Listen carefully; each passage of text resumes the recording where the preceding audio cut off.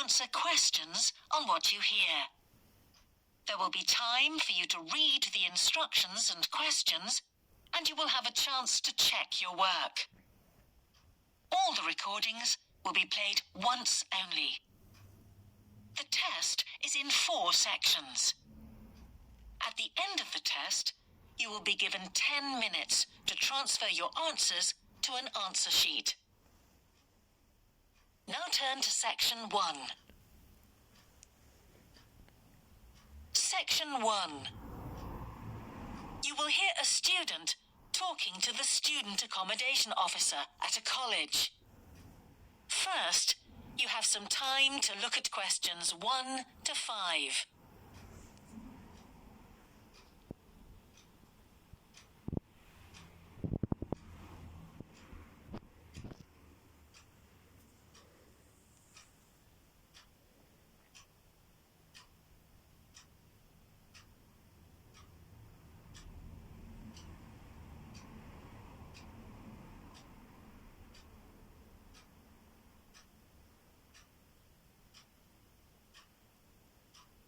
You will see that there is an example that has been done for you.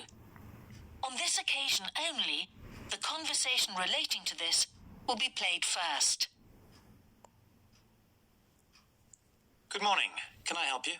Yes, I've just been accepted on a course at the university, and I'd like to try and arrange accommodation in the hall of residence. Yes, certainly. Please sit down. What I'll do is fill in a form with you to find out a little more about your preferences and so forth. Thank you.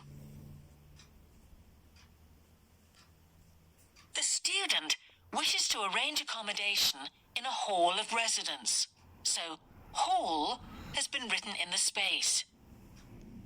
Now we shall begin. You should answer the questions as you listen, because you will not hear the recording a second time. Listen carefully and answer questions 1 to 5. Good morning. Can I help you? Yes, I've just been accepted on a course at the university, and I'd like to try and arrange accommodation in the hall of residence. Yes, certainly. Please sit down. What I'll do is fill in a form with you to find out a little more about your preferences and so forth. Thank you. So, first of all, can I take your name? It's Anu Bhatt. Could you spell your name, please? Yes, ANUBHATT.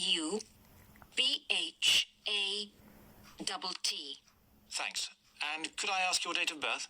The 31st of March, 1972. Thank you. And where are you from? India. Oh, right. And what will you be studying? I'm doing a course in nursing. Right, thank you. And how long would you want to stay in hall, do you think? Well, it'll take 3 years, but I'd only like to stay in hall for 2. I'd like to think about living outside for the 3rd year. Fine. And what did you have in mind for catering? Do you want to cook for yourself or have all your meals provided? That's full board. Is there something in between? Yes, you can just have evening meal provided, which is half board. That's what I'd prefer. Yes, a lot of students opt for that. Now, with that in mind, do you have any special diet? Anything we should know about? Yes, I don't take red meat. No red meat.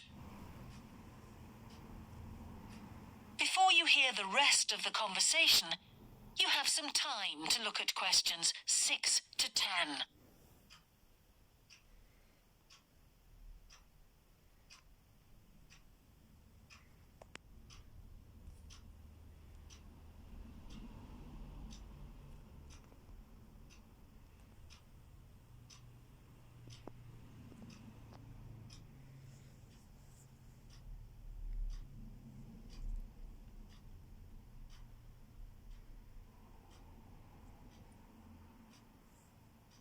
Now listen and answer questions 6 to 10. Now, thinking about the room itself, we have a number of options. You can have a single study bedroom, or you can have a shared one. These are both what we call simple rooms. The other alternative is to opt for a single bedsit, which actually has more space and better facilities. There's about £20 a week difference between them.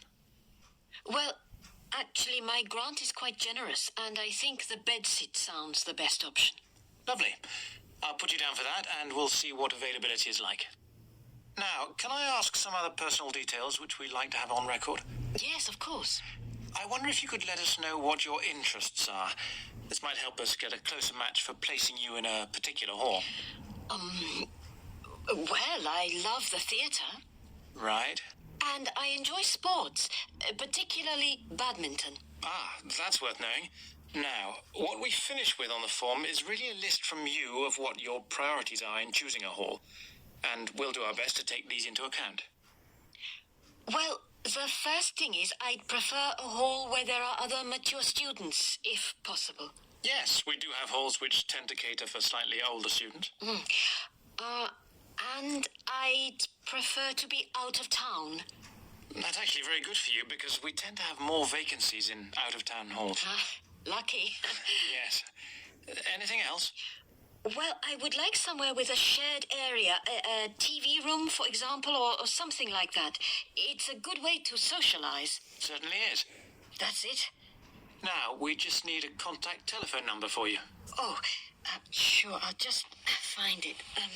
It's 667549. Great. So we'll be in contact with you as soon as possible.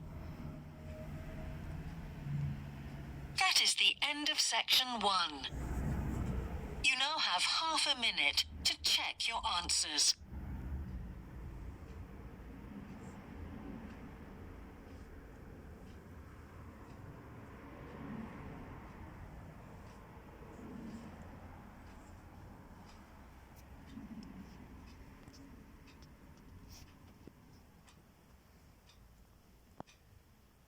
Man giving a talk to new members of a wildlife club in the south of England.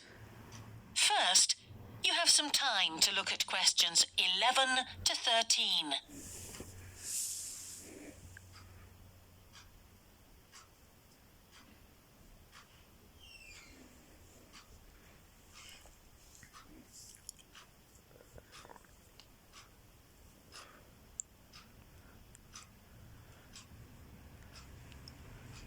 Now listen carefully and answer questions 11 to 13.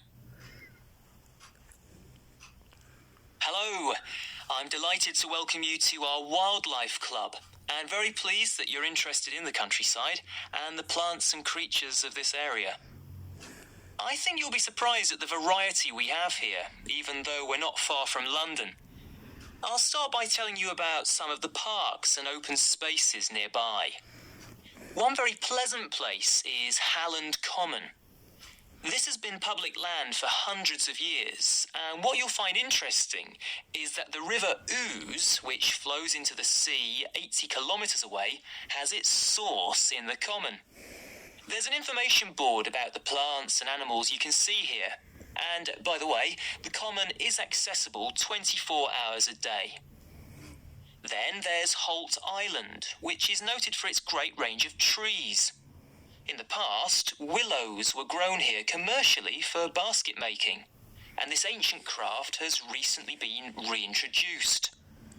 The island is only open to the public from Friday to Sunday because it's quite small, and if there were people around every day, much of the wildlife would keep away. From there, it's just a short walk across the bridge to Longfield Country Park. Longfield has a modern replica of a farm from over 2,000 years ago. Children's activities are often arranged there, like bread making and face painting. The park is only open during daylight hours, so bear that in mind if you decide to go there. Before you hear the rest of the talk, you have some time to look at questions 14 to 20.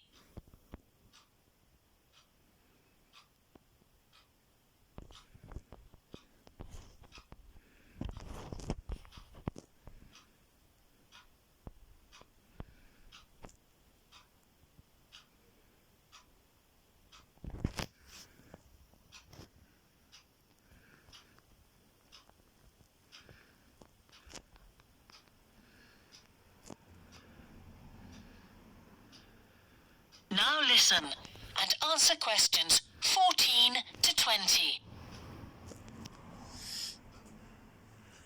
Longfield Park has a programme of activities throughout the year, and to give you a sample, this is what's happening in the next few days. On Monday, you can learn about herbs and how they've been used over the centuries. You'll start with a tour of our herb garden, practice the technique of using them as colour dyes for cloth, and listen to an illustrated talk about their use in cooking and medicine. Then on Wednesday, you can join local experts to discover the variety of insects and birds that appear in the evening. We keep to a small number of people in the group, so if you want to go, you'll need to phone the park ranger a few days ahead. There's a small charge which you should pay when you turn up. I'm sure you're all keen to help with the practical task of looking after the park, so on Saturday you can join a working party. You'll have a choice of all sorts of activities, from planting hedges to picking up litter, so you'll be able to change from one to another when you feel like it. The rangers will be hard at work all day, but do come and join in, even for just a short while. One thing, though, is to make sure you're wearing something that you don't mind getting dirty or torn.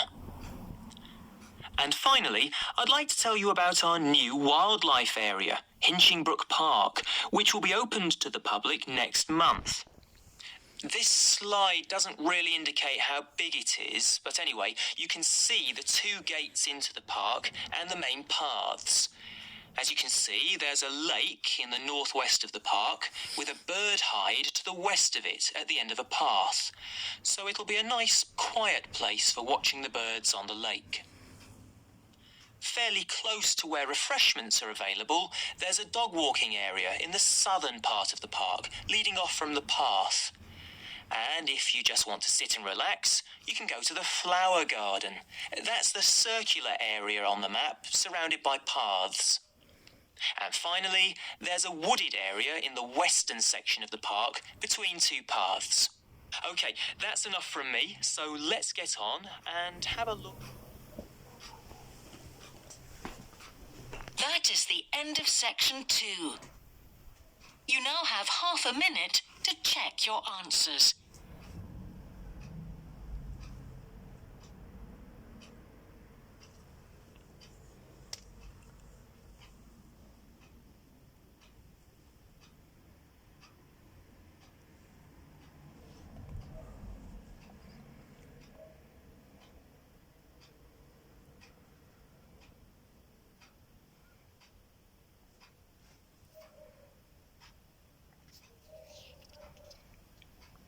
Now turn to section 3. You will hear the Director of Studies in an English Language Centre and a student representative talking about their self-access centre. First, you have some time to look at questions 21 to 24.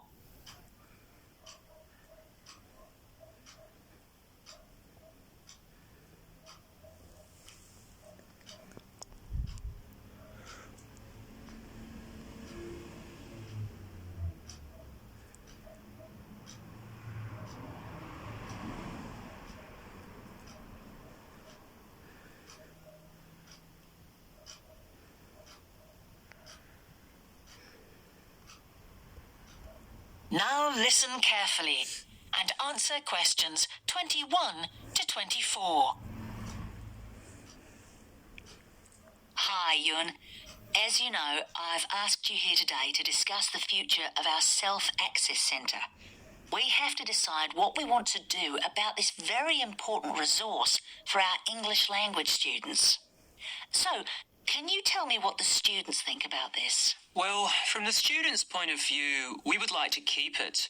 The majority of students say that they enjoy using it because it provides a variation on the classroom routine, and they see it as a pretty major component of their course. But we would like to see some improvements to the equipment, particularly the computers. There aren't enough for one each at the moment, and we always have to share. Well, yes, the teachers agree that it is a very valuable resource, But one thing we have noticed is that a lot of the students are using it to check their personal emails. We don't want to stop you students using it, but we think the computers should be used as a learning resource, not for emails. Some of us also think that we could benefit a lot more by relocating the Self-Access Centre to the main university library building. How do you think the students would feel about that, Ewan? Well, the library is big enough to incorporate the Self-Access Centre, but it wouldn't be like a class activity anymore. Our main worry would be not being able to go to a teacher for advice. I'm sure there would be plenty of things to do, but we really need teachers to help us choose the best activities. Well, there would still be a teacher present, and he or she would guide the activities of the students. We wouldn't just leave them to get on with it. Yes, but I think the students would be much happier keeping the existing setup. They really like going to the Self-Access Centre with their teacher and staying together as a group to do activities. If we could just improve the resources and facilities, I think it would be fine. Is the cost going to be a problem? It's not so much the expense that I'm worried about, and we've certainly got room to do it, but it's the problem of timetabling a teacher to be in there outside class hours. If we're going to spend a lot of money on equipment and resources, we really need to make sure that everything is looked after properly. Anyway, let's make some notes to see just what needs doing to improve the centre. Before you hear the rest of the conversation, you have some time to look at questions 25 to 30.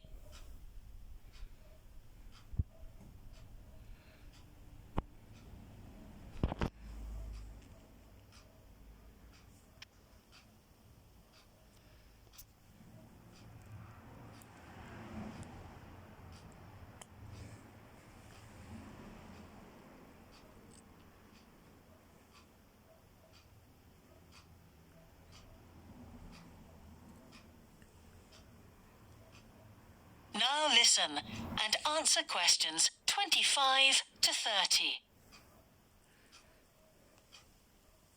Now, what about the computers? I think it might be a good idea to install some new models. They would take up a lot less room, and so that would increase the workspace for textbooks and so on. That would be great. It is a bit cramped in there at times. What about other resources? Do you have a list of things that the students would like to see improved? Yes, one of the comments that students frequently make is that they find it difficult to find materials that are appropriate for their level, especially reading resources. So I think we need to label them more clearly. Well, that's easy enough. We can get that organised very quickly. In fact, I think we should review all of the study resources, as some of them are looking a bit out of date. Definitely. The CD section especially needs to be more current. I think we should get some of the ones that go with our latest course books and also make multiple copies. Good. Now, I was also thinking about some different materials that we haven't got in there at all. What do you think of the idea of introducing some workbooks? If we break them up into separate pages and laminate them, they'd be a great resource. The students could study the main course book in class and then do follow-up practice in the Self-Access Centre. That sounds good. Okay, now finally we need to think about how the room is used. I'll have to talk to the teachers and make sure we can all reach some agreement on a timetable to supervise the centre after class. But we also need to think about security too, especially if we're going to invest in some new equipment. What about putting in an alarm? Good idea. The other thing I'd like to do is talk to our technicians and see whether we could somehow limit the access to email. I really don't want to see that resource misused. What about if we agree to only use it before and after class? Yes, that would be fine. Okay, anyway, that's great for now. We'll discuss it further when we've managed to solve it. That is the end of section 3. You now have half a minute to check your answers.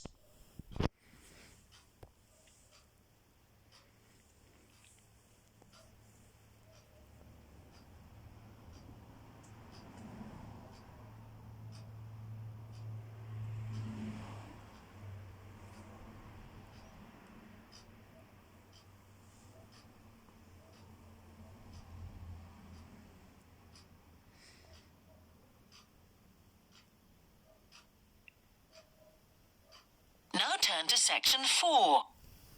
You will hear the beginning of a lecture about business cultures.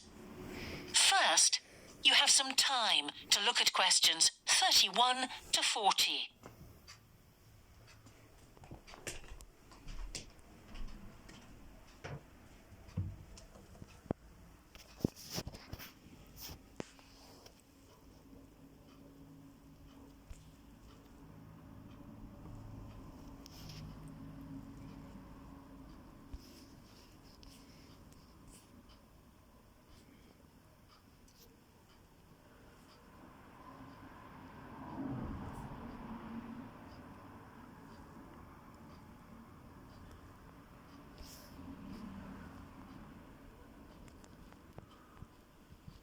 Now listen carefully and answer questions 31 to 40.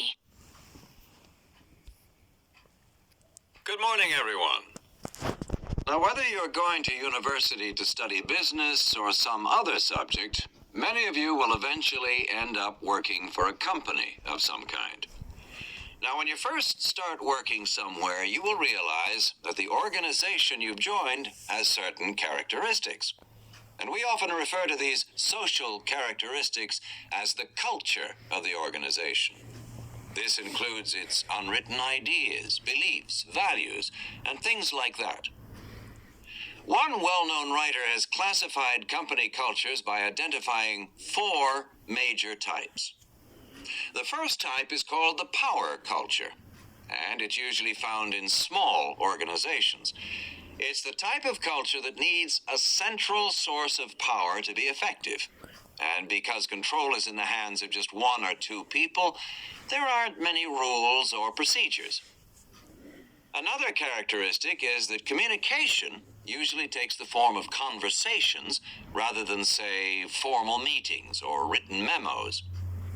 Now, one of the benefits of this culture is that the organization has the ability to act quickly. So it responds well to threat or danger on the one hand, and opportunity on the other. But on the negative side, this type of organization doesn't always act effectively, because it depends too much on 1 or 2 people at the top. And when these people make poor decisions, there's no one else who can influence them. And the kind of person who does well in this type of business culture is one who is happy to take risks, and for whom job security is a low priority. The next type is known as role culture. That's R-O-L-E, not R-O-L-L, by the way. And this type is usually found in large companies, which have lots of different levels in them. These organizations usually have separate departments that specialize in things like finance or sales or maintenance or whatever.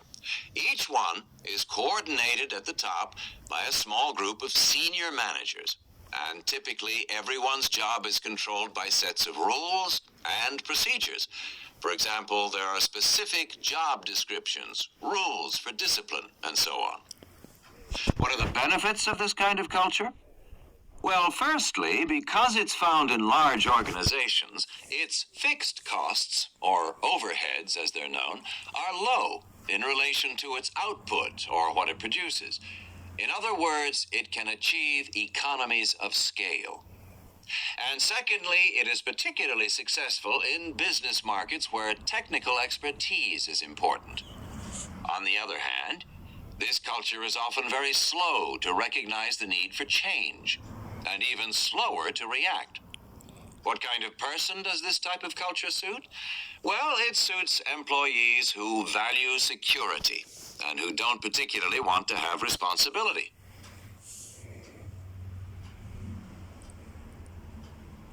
Moving on now to task cultures. This type is found in organizations that are project-oriented. You usually find it where the market for the company's product is extremely competitive, or where the products themselves have a short lifespan. Usually, top management delegates the projects, the people, and other resources. And once these have been allocated, little day-to-day control is exercised from the top, because this would seem like breaking the rules. Now, one of the major benefits of this culture is that it's flexible. But it does have some major disadvantages, too. For instance, it can't produce economies of scale or great depth of expertise. People who like working in groups or teams prefer this type of culture. And finally, the fourth category is called the person culture. This type is quite unusual. That is the end of section 4. You now have half a minute to check your answers.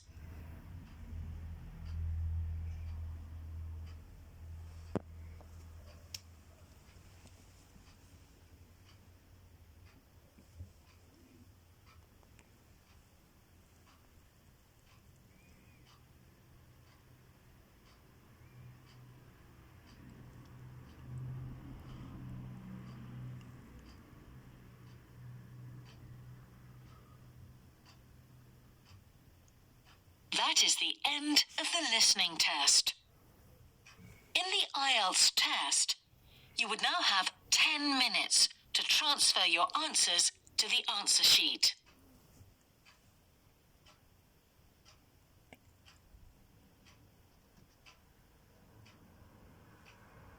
Test 2.